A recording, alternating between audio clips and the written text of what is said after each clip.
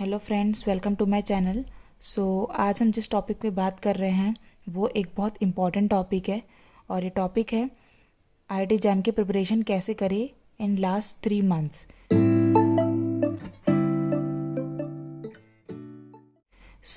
अगर मैं सच कहूँ तो आईआईटी जैम को निकालने के लिए सिर्फ 1 महीना भी काफ़ी होता है।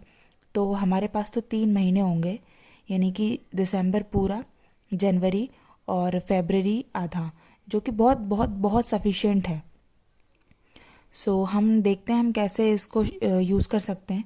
तो अगर हम अभी भी नहीं कर रहे हैं, नहीं कर पाए अपनी प्रिपरेशन स्टार्ट, तो अभी भी देर नहीं हुई है।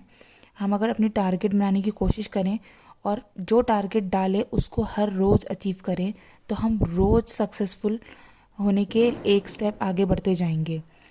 हम देखते हैं, अगर हम दिसंबर की बात करें तो हम ऐसा सोच लेते हैं कि हम स्टार्टिंग के 15 डेज़ में हमारा अप्लाइड पोर्शन कंप्लीट कर देंगे। अब आप सोच रहे होंगे कि ये तो बहुत डिफ़िकल्ट है।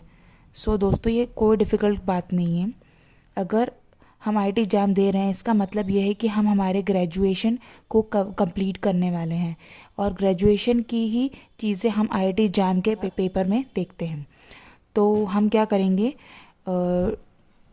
फ्रॉम 1 दिसंबर टू 15 दिसंबर हम अप्लाइड को कंप्लीट करने की कोशिश करेंगे और अप्लाइड अप्रॉक्स 40 to 44 मार्क्स का आता है। तो हम क्या करते हैं, सबसे पहले वीसी और आईसी दो चीज़ें होती हैं, यानी कि इंटीग्रल कैलकुलस और वेक्टर कैलकुलस। इंटीग्रल कैलकुलस को पहले पढ़ना चाहिए अकॉर्डिंग टू मी, और उसके बाद वेक्टर कैलकुलस पढ़ना चाहिए, क्योंकि इंटीग्रल कैलकुलस में ऐसे बहुत सारे ट्रिक्स और बहुत सारी ऐसी प्रॉपर्टीज़ होती हैं जो कि हमारे वेक्टर कैलकुलस में हमें हेल्प कर जाती हैं।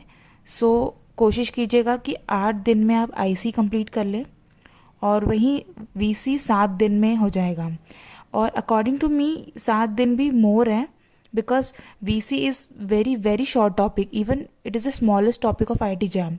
इसके साथ साथ आप ओडी चलाइए, ऑर्डिनरी डिफरेंशियल इक्वेशन। ये भी one of the easiest topic है। अगर आप हर रोज़ 3 घंटे भी 15 दिनों में लेके बैठते हैं, वो आप डिसाइड कर लीजिए आपके 3 घंटे कौन से हो सकते हैं। अगर आप ये करते हैं तो विद इन 15 डेज़ आपकी अप्लाइड कंप्लीट हो जाएगी। इसके साथ साथ आप रोज़ 1-1 घंटा निकालिए, जो आप रोज़ पढ़ते हैं उसके प्रीवियस ईयर सॉल्व कीजिए। आपके पास कोई एक्सरसाइज बुक हो तो उसको सॉल्व कीजिए। इस तरह आपका 15 दिसंबर तक आपका अप्लाइड कंप्लीट हो जाएगा। और मैंने कई बार देखा है कि सिर्फ अप्लाइड पढ़ के जाने वाले बच्चे भी आईआईटी और एनआईटीज़ को क्रैक कर पाते हैं। कोशिश करिएगा कि अप्लाइड में थ्योरी कम और प्रैक्टिस ज़्यादा करें क्वेश्चंस की। अब हम बात करते हैं 16 दिसंबर से 30 दिसंबर तक। ये बहुत क्रूशियल टाइम होगा जब हमको प्योर पढ़ना पड़ेगी। तो हम क्या करेंगे, ग्रुप थ्योरी और लीनियर अलजेब्रा को लेते हैं। हम अब बात करते हैं 16 दिसंबर से 30 दिसंबर तक। तो इसमें हम कवर करेंगे ग्रुप थ्योरी और लीनियर अलजेब्रा। हमेशा एक बात ध्यान रखिए कि हमेशा स्मार्ट स्टडी कीजिए। सबसे पहले अपने प्रीवियस ईयर्स को उठाइए, एनालाइज कीजिए कि कौन सा टॉपिक सबसे ज़्यादा आता है, और मैं कोशिश करूँगी इस पर वीडियो बनाने की। तो उससे हमको ये पता चल जाएगा कि हमें कौन कौन से टॉपिक करने हैं और कौन कौन से टॉपिक छोड़ने हैं। और उसके बाद आप यकीन मानिए ये 7 दिन भी आपको ज़्यादा लगेंगे, लेकिन आपको वो टॉपिक्स को एनालाइज करना है। उसके बाद उन टॉपिक्स को पढ़ के प्रीवियस ईयर को करना है। इसके अलावा आपको उस टॉपिक्स के और भी कुछ क्वेश्चंस प्रैक्टिस करने हैं। सिमिलरली लीनियर अलजेब्रा भी 8 दिन में इसी तरह कवर कर पाएंगे, और आप विद इन 15 डेज़ आप 17 to 19 मार्क्स के लिए अपनी प्रिपरेशन कर देंगे। ये तो हो गई हमारी बहुत इजी बात। अब हम आते हैं जनवरी पे। तो जनवरी जो हमारा होगा वो पूरा और पूरा रियल एनालिसिस के ऊपर ही होगा। तो हम क्या करेंगे, पूरा जनवरी हम रियल एनालिसिस पढ़ेंगे। और ऐसा नहीं है कि आप सिर्फ रियल एनालिसिस पढ़ेंगे, रियल एनालिसिस में डिफरेंशियल कैलकुलस भी आता है, फंक्शंस भी आते हैं। तो बहुत इंटरेस्टिंग टॉपिक्स हैं। आप पढ़िए, आपको लिटरली बहुत मज़ा आएगा पढ़ने में। और इसमें भी बहुत, जितने आप क्वेश्चंस प्रैक्टिस करोगे उतना आपके लिए आसान हो जाएगी रियल क्रैक करना। ये रहा। लेकिन एक बहुत इम्पॉर्टेंट चीज़ होती है जब हम कोई एग्ज़ाम देते हैं कि हमको मॉक टेस्ट देने चाहिए। मॉक टेस्ट में अगर आपके मार्क्स कम आते हैं तो आप ये मत समझिए कि हम क्रैक नहीं कर पाएंगे, कि हमसे नहीं होगा, कि हमारी रैंक कम आएगी। तो मॉक टेस्ट आपके प्रिपरेशन को जज करने के लिए नहीं होता है। मॉक टेस्ट इसलिए होता है ताकि आप एग्ज़ाम के लिए होने वाले प्रिपरेशन की स्ट्रैटेजी बना पाएँ। ओके, सो आप कोशिश करिएगा कि मॉक टेस्ट दें।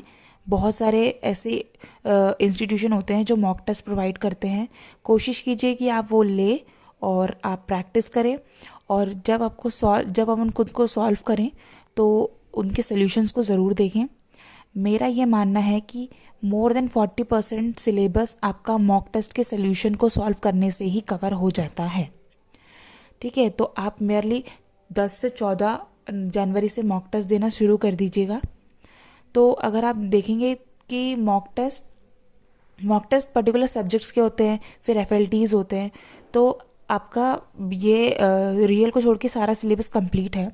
और रियल भी आप साथ साथ चलने दीजिएगा। कुछ टाइम निकाल के पुराने टॉपिक्स को रिवाइज़ कीजिए और उनके मॉक टेस्ट दीजिए, और साथ में रियल भी चलने दीजिए। और फ्रॉम 1 फरवरी से लेके 12 फरवरी तक आप कोशिश कीजिए कि आप अपने जितने भी सिलेबस आपने पढ़ लिया है, कुछ नया पढ़ने की कोशिश मत कीजिएगा। और आपने जितना पढ़ा है उसको 2-3 जितनी बार आप रिवाइज कर सके वो करिएगा। जो क्वेश्चंस आपने टिक लगाए होंगे, जो आपको नहीं आए उस समय या जो आपको लगता है कि इम्पॉर्टेंट है, उन क्वेश्चन को सॉल्व कीजिएगा। तो इस तरह हो जाएगा, और एग्ज़ाम में स्ट्रेस लेना नहीं है। 12 फरवरी तक तो आप सब कुछ कवर कर ही लेंगे। उसके बाद 13 को रिलैक्स कीजिएगा। ऐसा नहीं है कि मूवी देख रहे हैं, मतलब रिलैक्स कीजिएगा, इनको एकदम रिलैक्स रखिएगा। और 14 को एग्ज़ाम हो जाएगा। इतनी भी कोई मुश्किल चीज़ नहीं है। So all the best. इस बार आईआईटी पक्का मिलेगा।